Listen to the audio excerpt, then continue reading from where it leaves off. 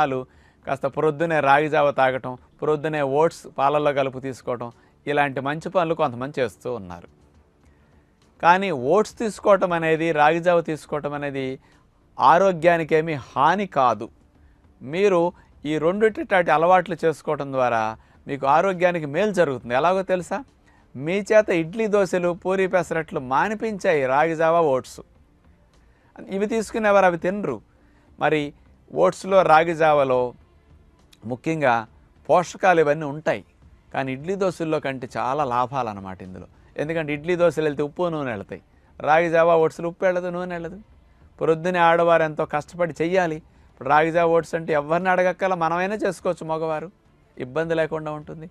అందులో ఇడ్లీ దోశల్లో ఫైబర్ ఏముండదు, ఓట్స్లో, రాగి జావలో మంచి ఫైబర్ ఉంటుంది.